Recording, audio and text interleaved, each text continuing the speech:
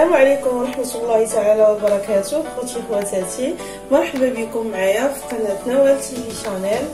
اليوم ان شاء الله غنقترح عليكم وصفة ديال الفطور، فطور نهاية الأسبوع أو ما يعرف بالبرانش. نهاية الأسبوع نحاولوا نهرسوا الروتين ديال الأسبوع ديال العمل والتعب، نحضروا فطور مميز نبدل على الأيام العادية، نعقلوا عليه. يا اما نحضروه في الدار شي فطور يكون زوين نفرحوا به وليداتنا ونكسروا الروتين، او نخرجوا نفوجوا نفطروا على برا. هكا الانسان يغير النفسيه يدخل الاسبوع المقبل بنفس جديد. بقاو معايا باش تعرفوا على المقادير وطريقه التحضير ديال هذا الشيء اللي غنقترح عليكم، في الوصفات اللي غنقترح عليكم في هذا الفطور. نبداو على بركه الله. عندي هنا كرواسه بهذا الشكل، شارياها ما كانش عندي الوقت باش نحضرها، من بعد ان شاء الله نعاود نحضرها معكم. شنو غادي نضيف ليها؟ عندي نعمرها بالكريمه ديال اللوز اللي غنحضرها معكم دابا. كرواسه فتحتها هكا من الوسط، عندي ما طيباش، تقريبا نصف طيبه. غنحتاج لهاد الكريمه ديال اللوز كاس ديال البودره ديال اللوز، ما طحناش بزاف، شويه مفرشش كيبقى. 80 غرام ديال الزبده، الفانيلي التنسيم. غادي نعمل هاد اللوز. غنحتاج نصف كاس ديال سكر حبيبات او سكر سنيده، تقريبا 70 حتى 80 غرام. وغنحتاج ايضا بيضه. بسم الله. وغنخدم هاد المكونات كاملين. كتجي لذيذه وسريعه في التحضير. الا كانت عندكم كرواسه كيف ما كنحضرها انا وكنحتفظ بها، او الا ما ناويين انكم ديروا هاد الفطور شي حاجه سريعه دغيا كتوجد ما كتاخذش الوقت، تحضروا وتشريوها جاهزه وديروا فيها الكريمه باش تجيكم مختلفه على الكرواسه العاديه. شتو ما كتحتاج لا تطراب لا خدمه لا حتى شي حاجه، سهله. غير اللوز نطحنوه، السكر، الزبده. قلت لكم كاس ديال اللوز على حساب الكميه ديال الكرواسه اللي عندكم. انا غندير 5 كرواسات غنستعمل ليها هذه الكميه. كاس ديال بودره اللوز، نصف كاس ديال سكر حبيبات، 70 حتى 80 غرام ديال الزبده. نحاولوا الزبده ما نكثروهاش بزاف، 70 غرام كافيه لهاد المقادير. وبيضه والفانيليا التنسيم ممكن ايضا تضيفوا قشور الحامض او قشور برتقاله. وغنبدا نعمر هاد الكرواسه ديالي كي شفتوا معايا فتحتها، وغنهز هاد البودره ديال اللوز نوزعها هنا في الوسط ديال هاد الكرواسه، وغنحطها في طاوه اللي مفرشه بورق الطبخ. كتجي لذيذه هاد الكرواسه بهاد الكريمه. الفرن عندي مسخن، نسخنوه على درجه حراره 180 فاش ندخلوها نقصوا، حيت كي قلت لكم الكرواسه ديجا طيبه، تقريبا نص طيبه. اللي كنبغي نحتفظ بهم في المجمد ما كنحمرهمش بزاف.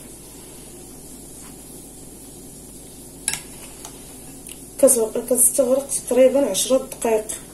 نقصوا على درجه حراره 160 باش ما تحرقش لينا، غير الوقت اللي هاد الكريمه ديال اللوز طيب لينا. من بعد ما صففتهم في الطاوه، هاد الكريمه شويه الكريمه اللي بقات ليا غندهن بها الوجه ديال هاد الكرواسه.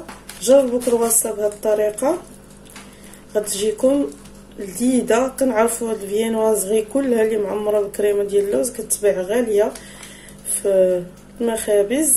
تحضروها في الدار، شفتوا كتبقى رخيصه وكنعرفوا شنو كناكلوا، محضرينها في دارنا على يدنا. وغنزينها برقائق اللوز من الفوق، وغندخلها للفرن كيف ما سبق وقلت لكم. عملت الطوست يتحمر، هنا عندي 6 البيضات، غنحضر 2 ديال لي كروك. 6 البيضات درت عليهم شويه ديال الربيع الحار، شويه الملحه، غنطربهم وغنمشي نطيب البيض ديالي. غنحتاج فرماج ديال الساندويتش و سوريمي او بالكروفيت. ندوز نطيب البيض ديالي. عملت شويه زبده في المقله، ممكن ديروا الزيت. غنضيف نصف الكميه ديال هذا البيض، نحاولوا نسرحوه على المقله كامله، غنخليوه حتى ينشف باش يلصق لينا الفرماج عليه.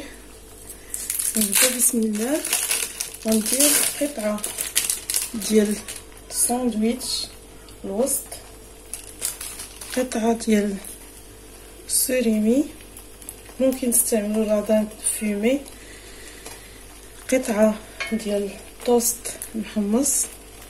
غنمشي بنفس الترتيب، عاود كيعجبني يجي عالي، قطعه ديال الساندويتش السوريمي، قطعه ديال التوست، ونعاود السوريمي. وغنبدا نلف الجوانب على بعض بحال الظرف على هذا الشكل، كيجي بحال هكا.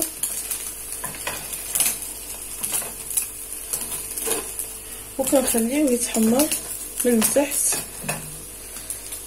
ومن الفوق حتى كياخذ اللون الذهبي. من بعد ما حضرت الكروك زينته على هذا الشكل كيف ما كتشوفوا، طوماط سوريز، زيتون اسود، قطع ديال الخيار وقطع ديال السوريمي، حكيت فوق منه لاداند فومي ورشيته بشويه ديال الفرماج كيف ما كتشوفوا. وغنقدموه في مائده ديال الافطار، مائده ديال الفطور. شفتوا معايا كرواسون بعد ما خرجتها كتجي على هذا الشكل، كتجي محمره ومقرمشه. حطيتها في الطبسيل وزينته بالتمر والكركاع، غنغبر عليها شويه بسكر كلاصي، كتجي لذيذه. اكيد الا جربتوها غتولي معتمده عندكم. هكا تنوعوا بها في الطبله ديال البوتي او كي شفتوا معايا، كتحضر بسرعه في الفطور للضياف. قطع التوست، قطعتين التوست اللي بقاو ليا من بعد ما حمصتهم، ما كنحمرهمش بزاف، كنخليهم شويه رطبين باش يتقطعوا ليا بلا ما يتهرسوا. كندهنهم بشويه ديال العسل، كنحط فوق منهم قطعه ديال الجبن، كنعاود الجبن عربي اي نوع ديال الجبن كتفضلوا، كندير فوق منها عاوتاني شويه العسل، وكندير فوق منها كركاعه كتجي على هذا الشكل، نصف كركاعه، كتجي رائعه في المذاق. جربوها اكيد ان شاء الله غادي تعجبكم. بسيطه وغنيه، كتجي مقرمشه، وديك الحلاوه ديال العسل مع الملوحه تاع الجبن والقرمشه تاع الكركاع والطوست كتجي لذيذه. وهذه هي الطبيله ديال الفطور اللي حضرت معكم اليوم، نتمنى تعجبكم. هذه كرواسه اللي عمرتها باللوز، هذا الكروك وريتكم كيفاش زينته. في اي بغانش او فطور نهايه الاسبوع كنلقاو طبق ديال الفواكه او الخضر. سخنت درت مخيمرات، وهذاك الطوست اللي بالجبن والكركاع اللي حضرت معكم، وعصير ديال البرتقال. بصراحه الالوان كيفتحوا الشهيه في الصباح، شي مرات كتصبح الشهيه مغلوقه، ولكن فاش تشوف بحال هكا الالوان هكا كنتناولوا الافطار بنفس. نتمنى تجربوا هذا الفطور اللي وجدت معكم. جربوا هذا الكروك والكرواسون اللي حضرت معكم، كيجيو رائعين. شكرا على المتابعه، وشكرا على التعاليق الزوينه اللي كتخليو ليا. نتمنى تدعيو معايا. وبالنسبه اللي كيزور القناه لاول مره او كيشوفني لاول مره، ما تنساش تنخرط في القناه وتفعل الجرس باش توصل بكل جديد. وشكرا للمتابعين. استودعكم الله الذي لا تضيع ودائعه، والى فيديو مقبل ان شاء الله. الخير.